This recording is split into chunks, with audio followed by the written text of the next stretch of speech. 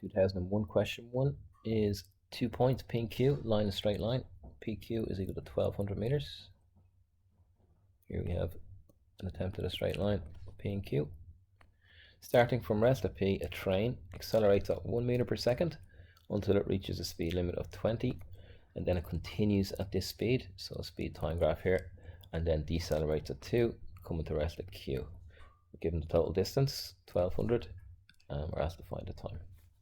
So if we accelerate, continue at the same speed, and then decelerate, and put in our values, we should be able to solve this quite quickly.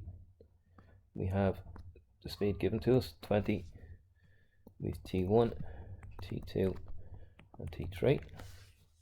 What we know is that the acceleration is 1 here, 2 here.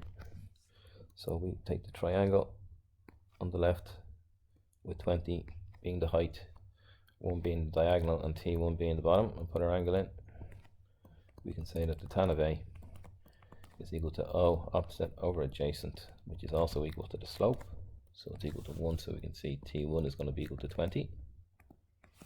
Similarly, with the triangle on the right hand side, with our angle B, our deceleration of 2, our height of 20, and our time, we can say that the tan of B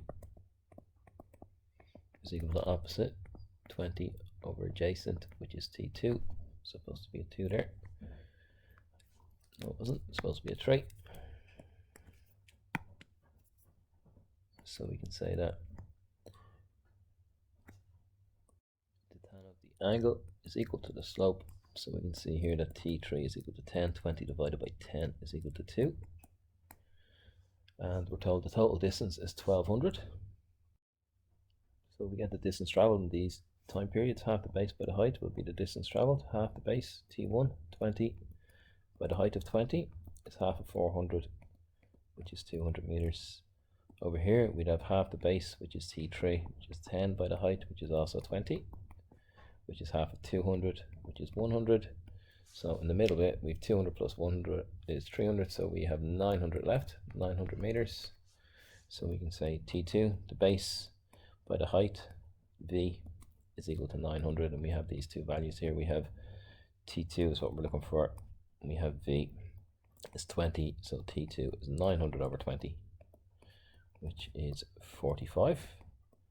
So the time taken to get from P to Q is 20 plus 10 plus 45, which is 75 seconds. So that's part A, if they had labelled it part A, which they didn't in part B. Find the shortest time taken if there is no speed limit, assuming the acceleration and deceleration remain unchanged. So we just have this triangle now. We don't know what the max speed is. We know that the acceleration is 1 and the deceleration is 2, and that this max speed up here we can call V. We still know we can have the area, the total distance being 1200. That's not going to change the distance between the two. So we do the same thing. We can put our angles in again. We can say the tan of A is equal to opposite over adjacent, which is T1. So T1 and the tan is equal to the slope, so T1 is equal to V. And for B, we can say the tan of B is equal to opposite V, this is V on both sides, over adjacent, which is T2. So we can say that's equal to 2. So T2 is equal to V over 2. Then we can get the area of both. So we say half, for the first triangle, half the base, T1, which is V, by the perpendicular height, which is also V, plus the area of the second triangle, half the base, which is T2, which is V over 2, by the height, which is V. The area of both will give me 1200. So we can say V squared over 2 plus V squared over 4 equals 1200. If I multiply by 4, I'm going to get 4V squared over 2, which is 2V squared, plus 4V squared over 4, which is V squared, equals 4800.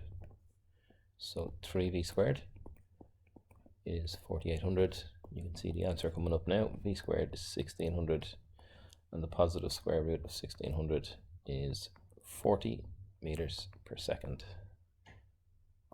And if you don't read the question and finish there, you're gobshite.